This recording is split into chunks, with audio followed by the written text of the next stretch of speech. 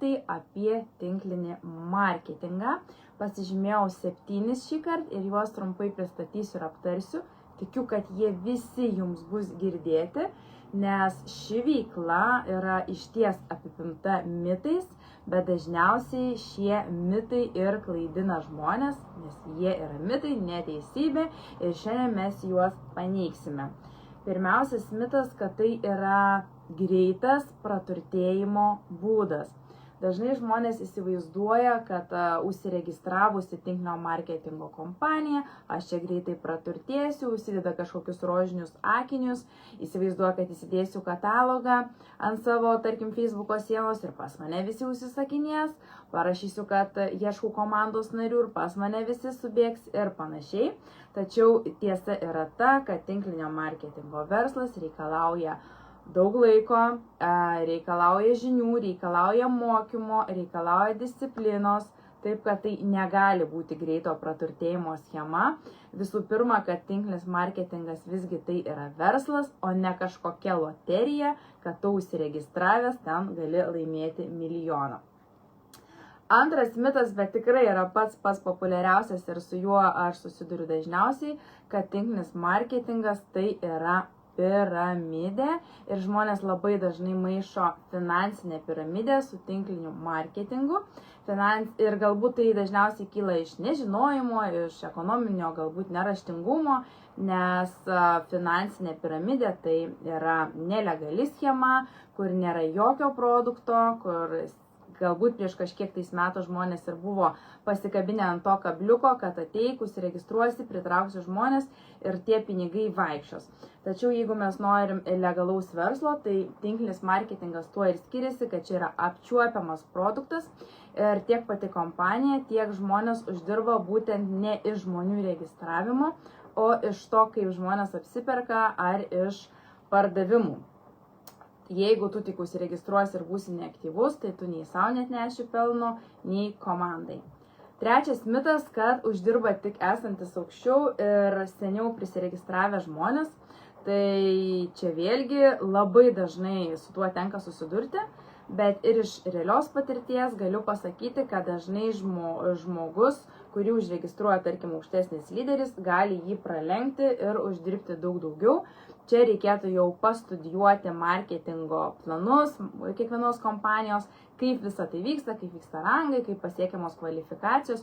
Nes jeigu, tarkim, tu užsiregistruosi, priregistruosi kelis žmonės ir tie žmonės dirbs, bet tu toliau nedirbsi, tai tikrai jie tave pralenks ir už tave daugiau uždirbs. Nes šiandien nepakanka ateiti anksčiau į verslą, užsiregistruoti ir įsivaizduoti, kad tau dabar visi likusi, kuriuos tu registruoji ir neš pajamas. Tai yra nuolatinis procesas, tai yra nuolatinis darbas, žodžiu, pradėjai ir turi dirbti norint pasiekti geresnių rezultatų. Ketvirtas mitas šiandien, kuriuos noriu pasidalinti iš 7, tai būtent, kad aš nemoku pardavinėti ir čia reikia būti labai geru, įgimtų pardavėjų. Daug žmonių savo užkerta kelią, būtent pasakydami taip, kad aš nemoku parduoti ir šita veikla yra ne man. Tačiau realybė yra tokia, kad čia daugelis pradeda be jokios patirties, neturėdami visiškai su pardavimais nieko bendro, bet jeigu yra noras, ateina laikas mokytis, įgyti žinias pritaikai praktiškai ir išmoksti parduoti. Vienintelis dalykas, galbūt kuo čia skiriasi pardavimai, negu mums nuėjus kažkur dirbti į kitą sferą, mes dažniausiai parduodame per rekomendacijas. Tai yra tuos produktus, kuriuos išbandome patys, tada daliname savo patirtimi ir taip įvyksta pardavimas ir tikrai yra daug lengviau parduoti produktą, kurį tu esi pats išbandęs, kur tu turi savo asmeninę patirtį ir jie gali dalintis, o ne tik ten nuskaitęs nuo katalogo, pasižiūrėkit, koks geras produktas.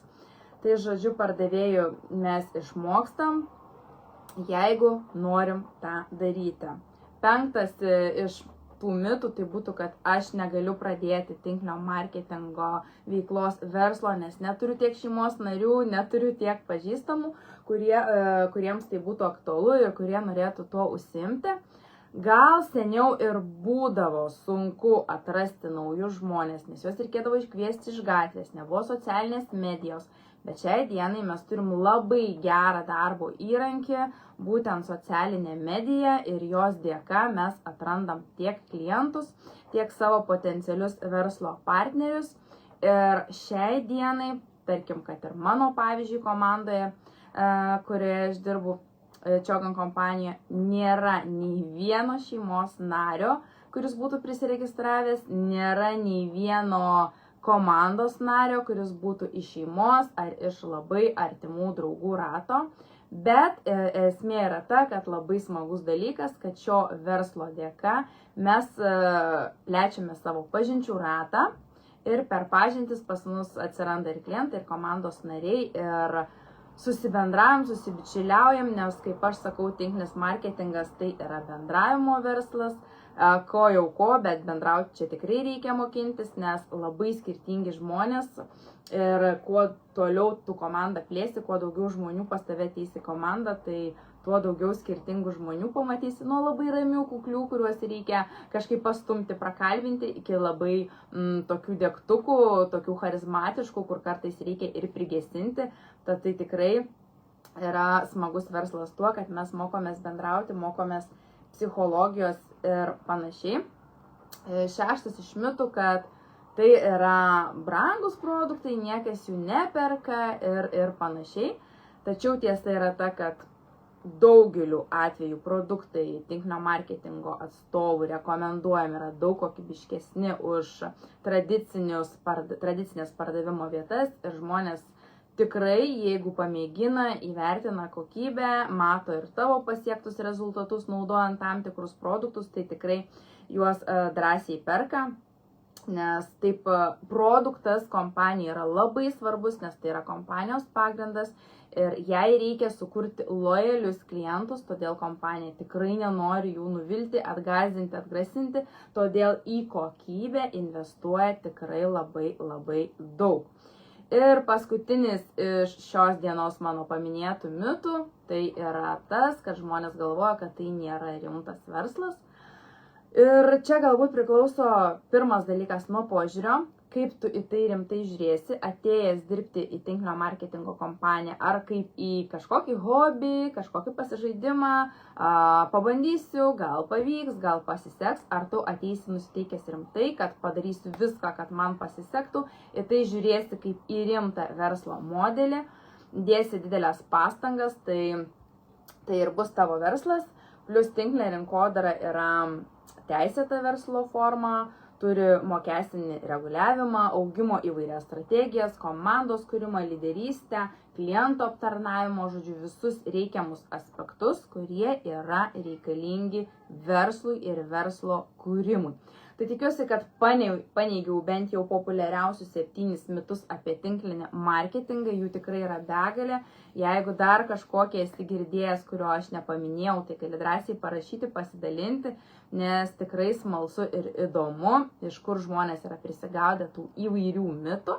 Na, jeigu tau kyla kažkokių klausimų ar diskusijų, kurias norėtum aptarti būtent apie tinklinį marketingą, ar galbūt būtent apie kompaniją, kurioje aš dirbu, tai Čiogan, italų kompanija, galbūt nori pats pradėti šitą veiklą ir nežinai nuo ko pradėti, nežinai kokius pirmus žingsnius žengti, nežinai kaip pasirinkti kompaniją, nežinai kaip pradėti save pozicionuoti socialinėje erdvėje, tai vėlgi drąsiai galim parašyti man, aptarsim visus šiuos reikalus, pasidalinsiu ir asmenine patirtimi, įgytomis žiniomis. Tada laukiu tavo žinučių ir geros, produktyvios bei pozityvios savaitės tau.